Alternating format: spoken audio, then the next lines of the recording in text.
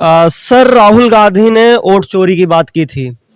उसके बाद एसआईआर को लाया गया। अब कुछ लोग एसआईआर में सहमति जो है व्यक्त करते हैं और वहीं पर कुछ लोग कहते हैं कि एसआईआर जो है उसमें कुछ ना कुछ झोल झाल हो रहा है। इसमें आपका नजरिया एसआईआर पर क्या आता है? देखिए, हम निश्चित रूप से कहेंगे कि एसआईआर में निश्चित रूप से कहीं न कहीं कुछ कमी बेसी है। पहले बसपा पार्टी में थे, उसके बाद जो है आप सपा ज्वाइन किए। सपा ज्वाइन करने का क्या मुख्य कारण रहा होगा? देखिए, सपा ज्वाइन करने के मुख्य कारण ये था 2027 चुनाव जो हो रहा है विधानसभा का, इसमें आपकी क्या रणनीतियां रहेंगी? किस बेस पर आप जो है इस इलेक्शन को लड़ने की मुझको तैयारी? जानकारी है, एक कादीपुर मुख्यालय है, यहाँ बीज भंडार में सरकारी बीज भंडार में 25 दिन से गेहूँ नहीं है, गेहूँ का बीज नहीं है। यहाँ 1100 रुपये में मिल जाता था और वही 1700 रुपये में बाहर से प्राइवेट दुकानदार से खरीदने, मुझको भी प्राइवेट खरीदना पड़ा। आपने सपा पार्टी को ही क्यों चुना? इसलिए कि मैं माननीय मुलायम सिंह यादव विधायक जी, आप 3 बार विधायक थे। आपने अपने कार्यकाल में क्या ऐसी चीजें की हैं जिस पे आप अपने आप को गौरवान्वित मानते हैं?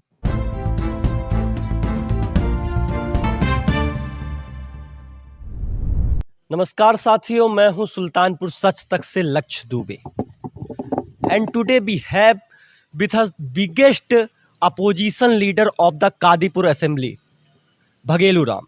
आज हमारे साथ मौजूद हैं कादीपुर के सबसे बड़े विपक्षी नेता भगेलू राम। सबसे पहले नमस्कार सर आपको। नमस्कार, धन्यवाद। आज सुल्तानपुर सच तक के मंच पर इनसे कुछ बातें होंगी। कुछ बातें राजनीतिक हो सकती हैं और कुछ बातें व्यक्तिगत हो सकती हैं। दोनों प्रकार की हम बातें करेंगे।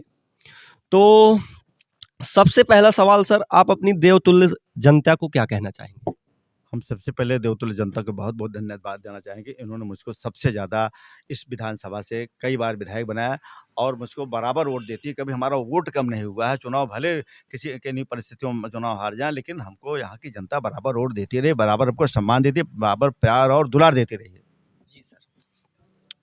तो सबसे पहला सवाल सर आपके लिए ये है, आप पहले बसपा पार्टी में थे, उसके बाद जो है आप सपा ज्वाइन किए। सपा ज्वाइन करने का क्या मुख्य कारण रहा होगा? देखिए, सपा ज्वाइन करने के मुख्य कारण ये था कि जब मानवर कांशीराम साहब थे, जो बसपा के संस्थापक थे, उनके पद चिन्हों से बहन जी कुछ भटक गई। मैं पूरे जनपद क्या प्रदेश में कम ही लोग ऐसे होंगे जो एक सीट से 9 बार चुनाव लड़े हों। कभी मुझसे पैसे की डिमांड नहीं की।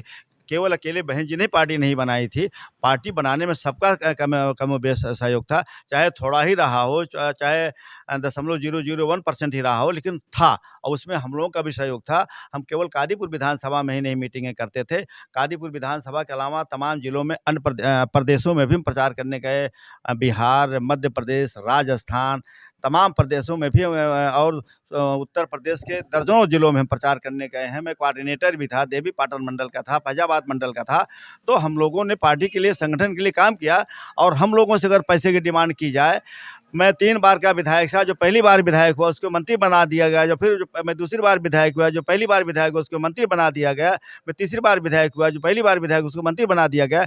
मैं वेल एजुकेटेड अधिवक्ता भी था, लेकिन तमाम लोग ऐसे बना दिए गए थे। तो पार्टी में केवल पैसे की मांग चल रही थी। मुझसे भी 2021 में पहले तो 3 करोड़ की मांग हुई, फिर 1.5 करोड़ की मांग हुई, तमाम पैसे की मांग होने। इसके पहले मुझसे कभी 5 नया पैसा नहीं लिया गया टिकट के लिए। हाँ, ये सही था कि मैं पार्टी में जो भी चंदा लगता था पार्टी के जन्मदिन पर, पार्टी के मेंटेनेंस के लिए सब देते रहते थे। लेकिन इसके बावजूद अगर पैसा लिया जाएगा तो उसी चक्कर में हमने पार्टी छोड़ दिया कि बहन जी को अब केवल पैसे से मतलब है और कार्यकर्ता से मतलब नहीं है। उसी वजह से आज पूरे प्रदेश में, पूरे देश में जो सीनियर लीडर थे बसपा सब छोड़ दिया है। अच्छा, तो फिर पैसे की मांग हुई इसलिए आपने पार्टी छोड़ दिया। आपने सपा पार्टी को ही क्यों चुना? इसलिए कि मैं माननीय मुलायम सिंह यादव 1993 में मुख्यमंत्री थे। मैं उनके साथ काम किया था और समाजवादी पार्टी निश्चित रूप से दलितों, पिछड़ों, शोषितों के लिए हमेशा काम करती थी। जब माननीय मुलायम सिंह यादव मुख्यमंत्री थे तो मैं उनसे बहुत काम लिया था अपने क्षेत्र के लिए। यहाँ तक उसी दौरान हमने एक पुल भी स्वीकृत करवाया था। हमारा कमरावा एक संस्थान है बाबा साहेब के नाम पर, वहाँ हमने 1.5 लाख रुपए लिया था। दोस्तपुर में एक हमने बाबा साहेब की मूर्ति, तमाम सड़क और तमाम विद्यालय उस दौरान हमने लिया था और हमारी बात सुनी जाती थी। और जब भी मैं जाता था, मिल जाता था, तो मैं मुझको लगा कि भाई आज की डेट में समाजवादी पार्टी ही सबसे अच्छी पार्टी है जो गरीबों के, दलितों का, शोषितों का कल्याण कर सकती है। अच्छा सर, आपको क्या लगता है जनता आपको किस नज़रिए से देखती है? अब जनता के किस नज़रिए, जनता का इसे मैं इसीलिए बता रहा हूँ कि हम जब मैं 7 का उदाहरण दे रहा हूँ। 2007 में जब मैं चुनाव जीता था लास्ट वाला, तो 35,000 वोट पाया था। 2012 में जब मैं चुनाव हार गया, तो उसमें मुझको मिला था करीब 59,000 वोट, और 2017 में मुझको 62,000 वोट मिला, और 2022 में मुझको करीब 71,000 वोट मिला। तो जनता का प्यार तो मुझको मिला। अगर जनता के प्यार नहीं मिलता तो हमारा वोट घटता। जनता ने मुझको हमेशा बढ़ा के वोट दिया है। अब जनता कभी-कभी कुछ पार्टी की लहर होती है, किसी नेता के नाम पर कुछ, या हेरा-फेरी के नाम पर कुछ लोग चुनाव जीत जाते हैं। बाकी जनता ने हमको प्यार दुलार हमेशा दिया, और जिसकी वजह से हमारा वोट हमेशा बढ़ता गया। और मैं जहाँ भी जाता हूँ मुझको लोग सम्मान देते हैं। मैं जिस समाज में जाता हूँ, हमारे समाज के लोग हमेशा हमको सम्मान देते हैं। हम अपने समाज के प्रति भी हमेशा कृतज्ञ रहे कि उन्होंने प्रयास करके मुझको 3 बार विधायक बनाया। सर 2027 चुनाव जो हो रहा है विधानसभा का, इसमें आपकी क्या रणनीतियां रहेंगी? किस बेस पर आप जो है इस इलेक्शन को लड़ने की तैयारी में हैं? देखिए, माननीय राष्ट्रीय अध्यक्ष श्री अखिलेश यादव जी 2024 का चुनाव जिस आधार पर लड़े हैं पार्लियामेंट का, पीडीए के आधार पर, और पीडीए के आधार पर 2027 का भी चुनाव लड़ेंगे। और हमारा ये दलित, शोषित, पिछड़ा, जो गरीब समुदाय के किसी भी जात बिरादरी के होंगे, सारे लोग हमको वोट देंगे। और चूँकि हमारे कामों से जो हम विगत 3 बार के विधायकी में काम किए हैं, सबके सुख-दुःख में शरीक हो रहे हैं। पहले भी होते थे, आज भी हो रहे हैं। मुझसे ज़्यादा कोई सुख-दुःख में शरीक नहीं होता। इसकी वजह से सभी बिरादरी के लोग, और विशेष तरीके से पीडीए के लोग हमारे साथ आकर के मुझको चुनाव जिताएँगे, मुझको पूरा विश्वास है। देखिए, आज के देश में ये सरकार जो है, किसानों के लिए जब बुआई का समय आया तो डीएपी की दिक्कत हुई, और अभी भी डीएपी समय पर नहीं मिल पाई। और आज की जब बुआई अभी भी चल रही है, जबकि ये लीगल वे में 15 नवंबर से लेकर 15 दिसंबर तक बुआई चलती है। अभी बुआई, तमाम लोग गन्ना की जो पेड़ी है, पुराना गन्ना काट करके उसमें भी गेहूँ बोते हैं। लेकिन जहाँ तक मुझको जानकारी है, एक कादीपुर मुख्यालय है, यहाँ बीज भंडार में, सरकारी बीज भंडार में 25 दिन से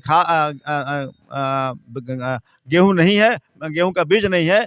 यहाँ 1100 रुपये में मिल जाता था, और वही 1700 रुपये में बाहर से प्राइवेट दुकानदार से खरीदने, मुझको भी प्राइवेट से खरीदना पड़ा।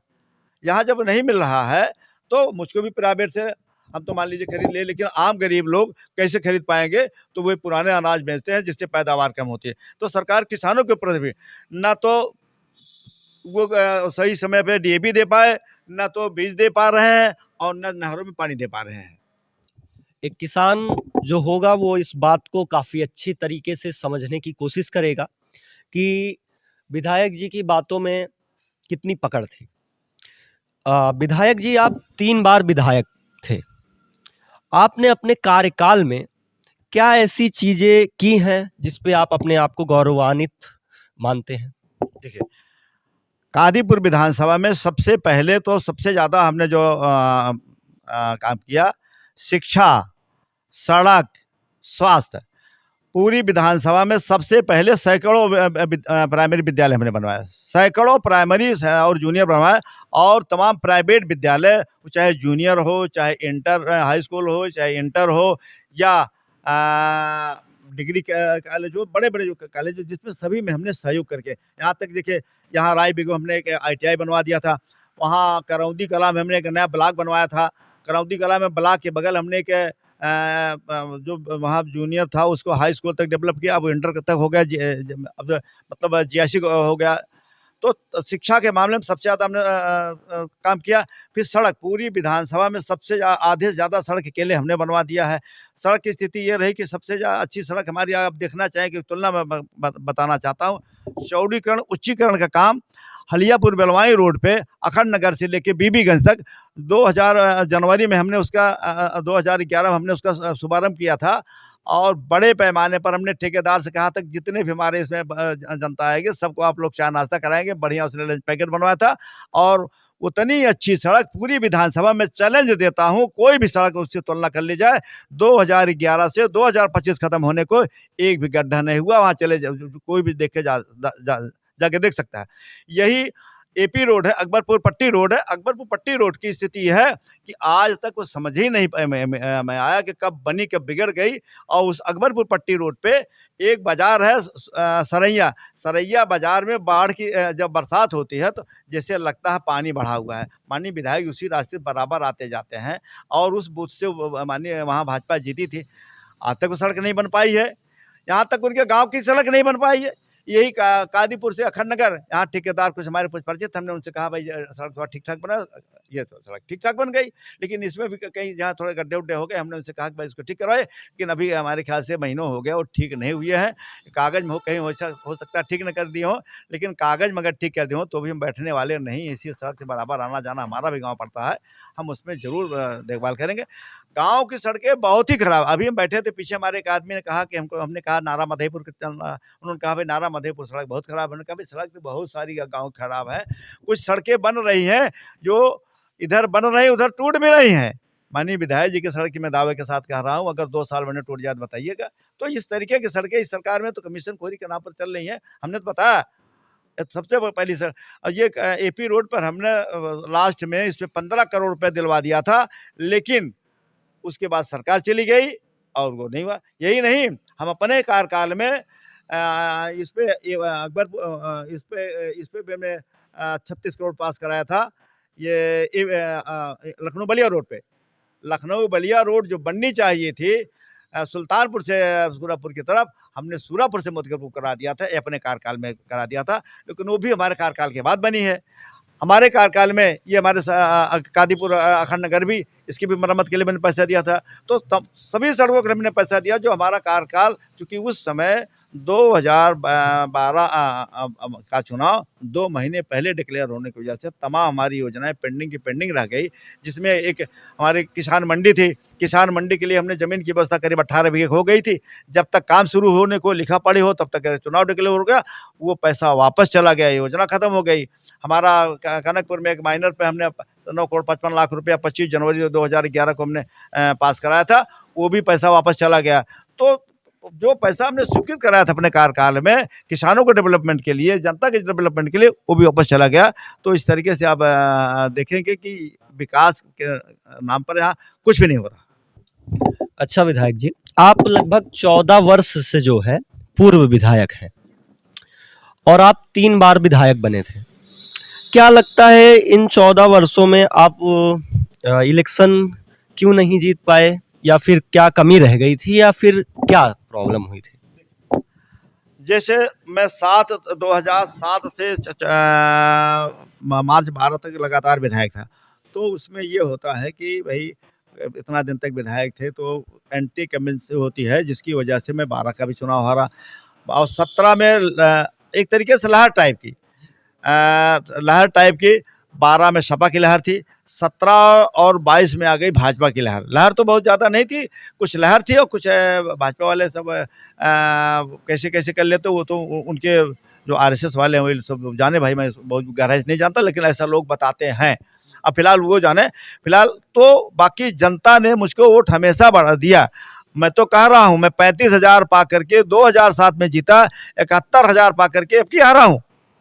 मैं 12 में भी हमारा वोट बढ़ा था, 17 में भी बढ़ा था, 22 में भी बढ़ा।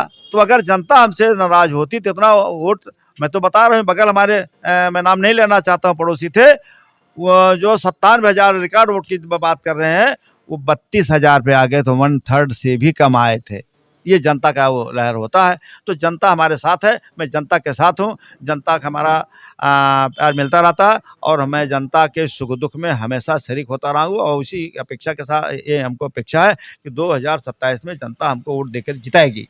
बिल्कुल सर। सर राहुल गांधी ने वोट चोरी की बात की थी, उसके बाद SIR को लाया गया। अब कुछ लोग एसआईआर में सहमति जो है व्यक्त करते हैं और वहीं पर कुछ लोग कहते हैं कि एसआईआर जो है उसमें कुछ ना कुछ झोल झाल हो रहा है। इसमें आपका नजरिया एसआईआर पर क्या आता है? देखिए, हम निश्चित रूप से कहेंगे कि एसआईआर में निश्चित रूप से कहीं न कहीं कुछ कमी बेसी है। कमी है इसके अंदर? हाँ, मैं दावे 62,000 3,83,619 वोटर पूरी विधानसभा में है, जिसमें करीब 62,000 से प्लस वोट कम हो रहे हैं। 8 दिसंबर को कादीपुर विधानसभा का जो परसेंटेज था 83.86 था और वही जा करके 9 दिसंबर को हो जाता है 83.84 हो जाता है और कल वाला जो हमने फिर देखा तो वही जो है 83.81 हो गया। तो बढ़ना चाहिए कि घटना चाहिए, इसलिए कि डेली कहीं न कहीं कुछ वोट बढ़ रहे हैं। जो मेहनत कर रहे हैं बीएलओ लोग, वो आखिर कहाँ जा रहा है? तो ये मुझको निश्चित रूप पर सर कुछ लोग कहते हैं कि जो लोग है कुछ लोग मर रहे हैं और बाकी बगल हो रहे हैं, उन लोग का कट रहा है। इस पर आप क्या? नहीं, देखिए एक चीज़ बता दें, हम कह रहे हैं, मैं दो तीन बूथ का उदाहरण दे रहा हूँ। वो कल मैं भेलारा जो हमारी विधानसभा का आखिर गांव है, हम वहाँ गए, वहाँ से फिर आए मेरपुर में। बेलारा से हमने बीएलओ से बात किया तो वहाँ भी यही स्थिति है। वहाँ जो हमारा प्रधान, उससे भी हमने बात किया, बलराम राजभर, और उसका लड़का है बीएलओ, उससे भी हमने बात किया। तो पता चला कि अभी ये लोग हमने कहा सूची इनसे ले लो, तो उनको सूची नहीं मिली। जो सूची शिफ्टेड, डेथ और डबल वालों की सूची मिलनी चाहिए, तो वो सूची उनको नहीं दिए हैं, जबकि उसे प्रधान का लड़का बीएलओ है, तो वहाँ के जो बीएलओ ने दिया ही नहीं है। तो कैसे उनको जानकारी हो जाएगी कि कितने लोगों का नाम कटा है? फिर इसके उसके बाद आए मीरपुर में एक अर्जुन राजभर नाम का है, प्रधान पड़ोसी है, उसके भतीजे का नाम वोटर लिस्ट में नहीं है, वो 30 साल का इसके पहले वोट दिया था। फिर वहाँ से फिर हम आ गए मीरपुर में बैठे। मीरपुर 14 किलोमीटर बड़ी गांव सभा है, 8 बूथ है वहाँ। फिर वहाँ बैठे तो वो बूथ संख्या 397, 398 के बीएलओ से हमने संपर्क किया, बीएलए से हमने संपर्क किया, तो पता चला कि ये दोनों बूथों पर करीब 900 से ज़्यादा वोट, मात्र 2 बूथ पर, एक पर 483 ऐसे और एक में 400 कुछ है, मतलब करीब 950 वोट, पौने करीब 1000 के करीब 2 बूथ पे वोट कर रहे हैं। तो आखिर बीएलओ क्या कर रहा है? मैं अभी अपने बूथ की बात बता रहा हूँ। हमारा बूथ 74 है, हमारे बूथ 80 वोट थे, तो हमने बीएलओ को टाइट किया कि भाई देखिए, तो बीएलओ ने 10 वोट निकाला कि ये 10 वोट ऐसे जिनका कागज पत्तर मिल गया। तो अब वो कह रहा है कि वो साइड खुल नहीं रही है। अब जबकि 10 वोट, तो हमने कहा भाई 10 वोट महत्वपूर्ण है, अभी 70 वोट बचे, हमने कहा उसमें भी तलाशी है। तमाम जो शिफ्टेड करके ये कुछ बीएलओ लोग ऐसा गड़बड़ कर दिए हैं कि जो जिनके यहाँ गए वो 1 बार गए, 2 बार गए, नहीं मिला तो उसको मृतक दिखा दिया। अभी हमारे सर घपला हो रहा है, तो जो घपला हो रहा है इसमें एसआईआर जो है, आप उसको दोषी ठहराएंगे या फिर बीएलओ को दोषी ठहराएंगे? क्या नजरिया है? इसके लिए हम चाहेंगे कि प्रशासन इसमें और सख्त हो, जिससे समय आयोग ने दिया है, आयोग ने तो समय दे दिया है, इसको थोड़ा सख्ती करके, जैसे हमने बताया ना कि जो बड़े बड़े बूथ हैं, हमने 2-4 बूथ का उदाहरण भी दिया, जहाँ अभी मैं फिर इसके बाद फिर निकल रहा हूँ, मैं दोस्तपुर इलाके में जाऊँगा।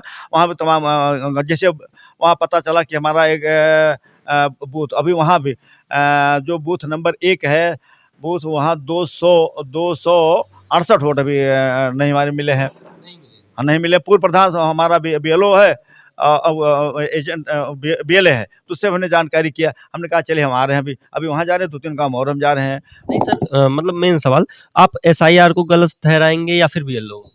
नहीं, देखिए ऐसा है, इसमें बीएलओ भी कुछ गड़बड़ हैं, जो जानबूझ के इंटेंशनली गड़बड़ कर रहे हैं। हाँ, जैसे हमारे पास एक सूचना मिली, एक गांव है ना वहाँ गंगापुर, अब वहाँ की बीएलओ ने कहा कि हमारे पास टाइम नहीं है, रात में बैठ काम नहीं करेंगे, महिला है और थोड़ा सा संपन्न परिवार की हैं, तो कहे कि हम 4 बजे के बाद काम नहीं करेंगे, ये तरह का, उनको कोई अधिकारी भी नहीं होता। फिर हमने एसडीएम साहब से कहा, हालांकि कुछ जगह हमने जो जैसे बरामदपुर गांव है, बरामदपुर में वहाँ 115 वोट बीएलओ ने दिया और फिर नहीं हुआ, वो गड़बड़ का। अब उसमें वीडियो टाइट करने लगे, किसको तो तुरंत दीजिए, कल लाइए, वो बेचारी रोने लगी। हमने फिर यहाँ तहसील में कहा, तो फिर जाकर के उसको 2 सहयोगी मिले। सेम स्थिति अलीपुर की थी, अलीपुर में भी वहाँ पे BLO 135 वोट उसने दिया, फीड नहीं किए। यहाँ तो कहीं कहीं गड़बड़ी फीडिंग में भी कर दे रहे हैं, कहीं BLO गड़बड़ कर दे रहे हैं, कहीं गड़बड़िया कहीं जगह। उसको हम चाह रहे हैं कि प्रशासनिक अधिकारी उसको कायदे से देखें। SIR में गड़बड़ी सिर्फ एक जगह से नहीं हो रही है, कहीं ना कहीं SIR का जो वेबसाइट है, साइट है, वहां से भी हो रही है, और कुछ ना कुछ BLO जो है वो इंटेंशनली जो है इस चीज को कर रहे हैं। स्पेसिफिक नाम भी बता दिया आपने। तो बनगवा डी में अभी हमने बताया कि बनगवा डी में 10-15 वोट हैं। अब वो वहाँ की BLO कह रहे हैं, हम नहीं कह रहे कि वो आनाकानी कर रही है। बनगवा डी बूथ का नंबर भी हम बता सकते हैं हम। अच्छा सर, ये बताइए, आप राजेश गौतम विधायक भाजपा की तरफ से हैं, इनको आप किस नजरिए से देखते हैं? देखिए, हमने पहले बताया कि चुनाव दौरान 2022 में ही बनके गांव में पहुंचे तो उनको लोगों ने खदेड़ लिया, और जहां जहां उनके कुछ लोग चर्चा करते हैं कि अरे भाई कैसे विधायक, चूंकि मैं उनके बारे में बहुत कुछ नहीं कर सकता हूं, लेकिन तमाम जो जनता उनके बारे में कह रही है वो निश्चित रूप से बहुत अच्छी बात नहीं, मैं दावे के साथ कह सकता हूँ कि जनता उनसे बहुत संतुष्ट नहीं है। अब किसी तरीके से कहते हैं भाई लहर के नाम पे, पार्टी के नाम पे जीत गए, बस इतनी सी बात है, बाकी और कुछ है नहीं तो उसके 2012 में भी चुनाव लड़े थे, क्या स्थिति थी? तो ये है, अब उसमें हम कुछ नहीं कह सकते भाई। तो जनता को बैठे, लेकिन जनता लायक नहीं कर रही है, बिल्कुल नहीं। तो साथियों, ये थे कादीपुर विधानसभा के सबसे पावरफुल अपोजिशन भगेलू राम जी। सुल्तानपुर सच तक की रिपोर्ट, मैं रिपोर्टर लक्ष्य दुबे, कैमरामैन अंकुर पाल के साथ। धन्यवाद।